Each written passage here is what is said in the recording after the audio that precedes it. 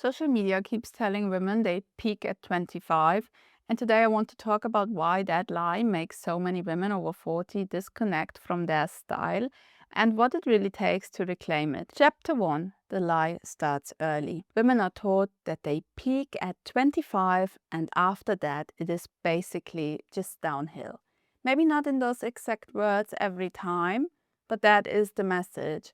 Your best face, your best body, your best hair, and your best energy, your best years, all supposedly behind you before you have even had time to become fully yourself. And once that idea gets planted, everything after that becomes maintenance. Stay attractive, stay current. Do not look older than you have to. Try to look untouched by time while pretending none of that effort is effort. It is so exhausting. And this has everything to do with style, because a woman who has absorbed the idea that her value peaked at 25 is not getting dressed from power. She's getting dressed from anxiety. She's not building on who she is becoming. She's trying to hold on to something she has been told is already slipping away. You can feel that in clothes. It makes everything a little tense, a little cautious, and a little overmanaged actually. So I want to say the lie very clearly. Women do not peak at 25, and style does not go downhill from there. That is bad programming. That is age invisibility culture doing what it does best, teaching women to see maturity as loss instead of power. And once that messaging sinks in, getting dressed stops feeling straightforward. That is where the shift begins. First, the lie gets named. Then it starts losing its power. So that's what we're here for today. Chapter 2. Fashion has a very strange idea of the ideal woman. And there's something I have wanted to talk about for a long time, which is where this lie actually comes from. Because women do not just wake up one day and randomly decide they peaked at 25. That idea gets fed to us. And one of the clearest places it comes from is the runway, actually. I have been watching documentaries on this for a while, and honestly, it's infuriating. Not just because of the image it sells to women, but because of how young girls get used up inside that system. The whole thing depends on holding up a body that looks younger, thinner, straighter, and almost not fully grown, and then handing that image back to adult women as the ideal. And I want to be clear here, I'm not criticizing the models themselves, I'm not criticizing individual women, and I'm not criticizing Kate Moss. Kate Moss is iconic, and what made her memorable was never just thinness, it was attitude, style, presence, a real point of view. But the industry took her like kind of childlike look in the 90s and turned it into something so cold and so damaging. They turned it into the standard. And this is where the problem starts, because once the image is being sold back to women, of course adult women start feeling like they somehow do not fit. And they do not fit. But not because they failed, but because the conversation was never built for them in the first place. I think women feel that more deeply than people admit. They are not just looking at clothes, they are absorbing which bodies are treated as normal, which faces are treated as desirable, and which ages are treated as visually worthy, and which kinds of femininity get presented as elevated. Style does not happen in a vacuum. It happens inside a culture that is constantly telling women which version of womanhood counts. And when that ideal stays so narrow, women over 40 end up getting impossible instructions from every direction. Stay attractive, but do not look like you're trying. Stay current, but do not look ridiculous. Be polished, but not too visible. Be confident, but still defer to youth as the main source of beauty. It is absurd when you say it plainly. No wonder so many women feel scrambled by the whole thing. That is why I think women need to stop treating fashion imagery like neutral inspiration. It's not neutral. It has an age preference. And it's really sad because it's kind of hard to find desirable clothes on older women sometimes. So the whole thing has aesthetic bias built into it. And once you see that clearly, a lot of shame starts falling away.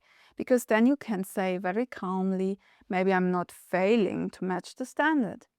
Maybe the standard was never built with grown women in mind, and that matters because reclaiming your style gets much easier once you stop assuming the problem is your body, your age, your face, your proportions, and once you stop treating exclusion like evidence that you personally fell short of. Hi, I'm Bridget Fisher, and I help women over 40 prove something radical. Aging is your style advantage, not your obstacle. And I do this with German honesty. Welcome to the Aura Club. Before we continue, I want to thank Lola Rose for sponsoring today's video. Lola Rose is a London-based watch and jewellery brand, and what I like about their pieces is that they have that refined, slightly vintage-inspired feel that works so well with a thoughtful wardrobe. I also love that they use natural gemstones, which makes the pieces feel even more special. For this collaboration, I'm wearing 2 of their watches, and both of them feel elegant in very different ways. The first has a malachite textured dial, which gives it that beautiful deep green tone and makes it feel a little more distinctive and expressive without ever feeling loud. It also comes with interchangeable straps, which I always appreciate because it gives you more flexibility. The second watch has a dainty square onyx style with a gold tone strap. And this one feels especially classic and refined. I love that it has a softer, more vintage-inspired silhouette, but still feels polished enough to finish an outfit beautifully. What I like about both of them is that they bring presence without ever feeling flashy or loud. They are the kind of pieces that add something subtle but noticeable to the wrist and make an outfit feel a little bit more complete. The packaging also feels really gift ready, which makes the whole experience feel even more special. If you want to have a look, I'll leave the link below and you can use my code Bridget10 for 10% off. Chapter 3, the 2-question style test, is where you stop drifting. A lot of women think they lost their style. I do not think that is true. I think they got so used to dressing through judgment that they stopped trusting their own instincts. So the goal is not to become someone new. It is to get back into contact with what was already yours. And that is exactly why my 2-question style test matters. It is simple, but it is not shallow. So here's the first question. Are you more casual or more impact? And the second question, are you more classics or more trends? And just like that, there's already more shape to things and more direction. We are no longer floating around in vague style language, trying to make every aesthetic work, but our 2-question style test cuts through that and gives a woman a clear center again. This is one of the biggest shifts after 40. The answer is usually not to become more open-minded about style. It is to become more specific, more selective, and more honest. The point is not to be the kind of woman who can wear everything. The point is to know what actually belongs to you. And I create this framework because it asks about instinct and not aspiration. So, casual or impact, classics or trends, not who do you wish you were, just your instinct and your visual gravity without the noise, the direction you naturally lean when you are not performing taste for anyone else. That is where relief starts, because once you can place yourself, you stop making every decision from scratch. You stop shopping like a woman with no center, and you start noticing something much more useful. Like, that is me. That is not me. That belongs to my territory. That doesn't. This is territory drift. And from there, style gets calmer and not colder, just clearer. You are no longer trying to solve identity every morning. You are dressing from an identity that is already more visible to you. And that is what systems do, and that is why I love systems so much. They remove noise and they give women style autonomy. So if you feel lost right now, this is where I would tell you to begin. Not by buying anything, and not by panic decluttering the wardrobe, and not by building another Pinterest board full of women who do not share your taste or your life, but to start by locating yourself. So, are you more casual or impact? Are you more classics or more trends? Let that answer show your territory, and I would love to hear who you are. So if you are open to sharing it in the comments, I would really love that. And if you want to go much deeper into this, my ebook collection is linked in the description, and that is where I break all of these ideas down in a much more structured way. Chapter 4, you do not need more inspiration, you need a territory. Inspiration is endless. That is the problem. 5 minutes online and you can convince yourself that you need to be a French minimalist, or a cool creative, or a woman in quiet luxury, or someone in vintage denim, which I love, or someone in oversized tailoring, or someone in all beige, or someone in all black. But that is not clarity. It's, at the end of the day, just visual noise. A territory changes that. It gives your style a home base. It tells you where your power actually lives. And in the Aura Club, those territories are effortlessly timeless, relaxed, modern, executive edge, and avant-garde. So if you are effortlessly timeless, your strength is probably going to come from restraint, clean lines, subdued color, minimal detail, and pieces that feel resolved without trying too hard. If you are a relaxed modern, it may be ease, breathable fabrics, softer current colors, and silhouettes that feel current without looking strained. But you might be executive edge and then structure, and sharper proportion and tailoring and a more commanding line are probably going to do much more for you. And if you are avant-garde, your power may live in stronger shapes, more unexpected detail and creative proportion, and a more artistic kind of visibility. So that kind of clarity changes everything. Shopping gets easier and repeating what works stops feeling boring and starts feeling intelligent.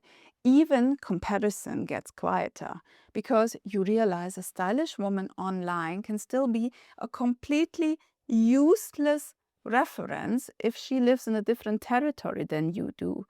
And I want to be clear about something here. A territory is not a cage. It is not a rule that kills personality. It is the opposite. It is the visual language that lets personality land properly. Once a woman knows her territory, she can still play, still evolve, and still experiment. But now the experimentation happens from coherence instead of confusion. And that is the difference between expression and drift. Drift is when a woman keeps trying aesthetics that never really anchor. Expression is when she knows her center so well that even her variations still feel like her. That is where refined presence starts building.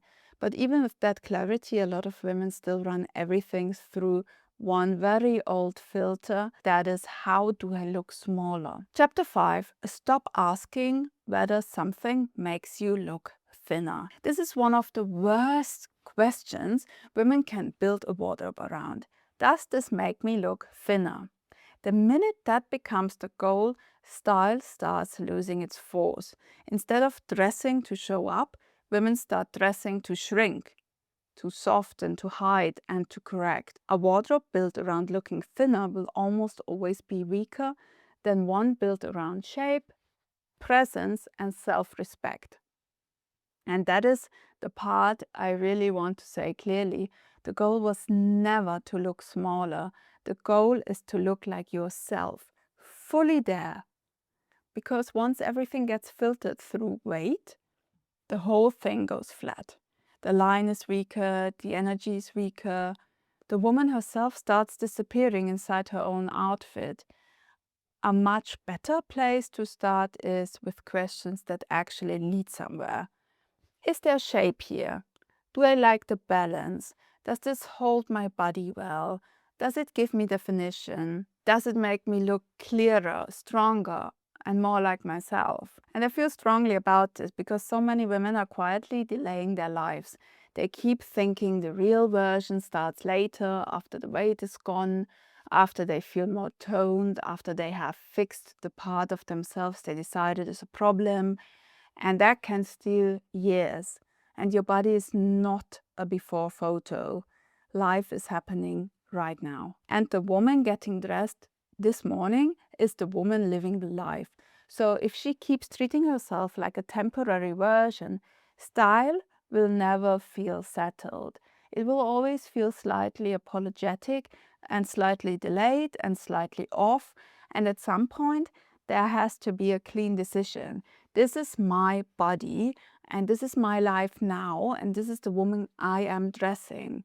And that is not giving up. That is where style gets honest, and honest style has far more power than anxious style ever will. Chapter 6. Most wardrobes are full of things that never belonged to the same woman. This is another reason getting dressed can feel so strange.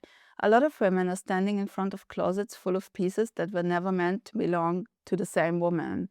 Like some things came from a trend phase, some were bought for work, some were chosen to look polished, some were bought during a low moment just to feel a little safer, a little smaller, or a little more acceptable. And then there are the things copied from women online who do not share your taste or your body or your life.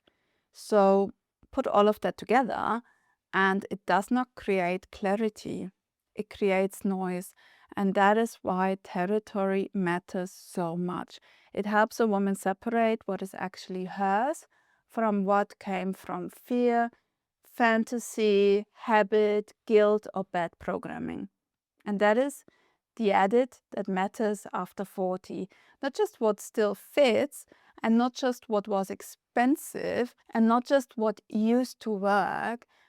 It's all about what belongs to the same woman now. And that is the real question. And once that gets clearer, shopping gets so much better too. Because then the standard stops being, is this pretty? And becomes, is this strong enough to deserve a place in my wardrobe? Does it belong to my territory? And does it have the quality and the practicality I expect from it? Can I actually wear it? Does it work with the life I have? Does it make the whole system stronger? And that is the shift. And women stop buying possibility pieces and start buying power pieces. And possibility pieces are usually about some imaginary future self. And power pieces support the woman who is already here. And that is one distinction that can change a wardrobe very quickly. Shopping goes wrong so often because it happens in a bad state. Like we are confused, discouraged, bored, trying to fix a mood. We're trying to fix a self-image maybe. And that is where we buy noise. So I think the better question is very simple. Does this piece strengthen my system, or am I just enjoying the fantasy of it for 5 minutes? That question alone can save a woman so much money, so much clutter, and so much disappointment. And one more thing, if you want my free basic power system, I have it linked in the description. It is a very simple way to start making better and more confident shopping decisions. And as I said, it's free, so you just sign up with your name and email address and it will be sent to you automatically. Chapter 7, Age Appropriate, is how women get talked out of their best instincts. And once a woman starts getting clearer on her style, this is usually the next trap waiting for her. Age appropriate. I really do not like it anymore because it sounds sensible, but most of the time it just makes women doubt themselves. An outfit can be working perfectly well and then suddenly that question shows up in the background. So is this okay for me to wear? And once that happens, the whole thing often starts getting edited down. The better version of the outfit gets replaced with the safer one. Not because it looked better, but because it felt less risky. And that is why I think the phrase does more harm than good. It pushes women toward being careful instead of being clear, and it makes them remove the very things that were giving the look shape, intention, and presence in the first place. I honestly think that is the wrong direction after 40. So I do not think the useful question is this age appropriate? I think the useful question is, does this actually feel like me? Does it suit my territory? And does it make me look more like myself? And does it fit the life I am living now? Those questions are much more helpful because they lead to clarity instead of self-consciousness. And age appropriate usually does not do that. It just makes women start negotiating with themselves before anyone else has even said anything. And that is why this matters so much for reclaiming your style after 40. Because the minute you stop dressing according to vague rules about what women your age are supposedly allowed to wear, you get your instincts back. And you stop performing caution and start dressing with more honesty. And that is when style begins to feel like your own again. Chapter 8, Reclaiming Your Style, also means stopping the war with your face. And I think this has to be part of the conversation, because reclaiming your style after 40 is not only about your wardrobe. It is also about your face, and I do not think women are told the truth about that very often. The same culture that tells women they peaked at 25 also teaches us to see every natural sign of age as a problem that should be softened, corrected, or removed before anyone notices. And that pressure is everywhere now. And I think it is doing something really sad. More and more women are being pushed toward the same face, the same fullness, the same tightness, and the same slightly frozen version of fresh. At some point, the real question becomes whether you want to look more like yourself or more like something the world approves of for 5 minutes. And that is not a small question. And I think reclaiming your style after 40 means being brave enough to answer it honestly. And it also means deciding that your face is not a flaw that has to be managed before you are allowed to have presence. Do you think women are being pushed too hard to change their faces now? Or do you think this is simply part of modern beauty? And if you now want to understand why looking poor is the ultimate style move after 40, I break it down in this video here. And always remember, confidence looks good on you.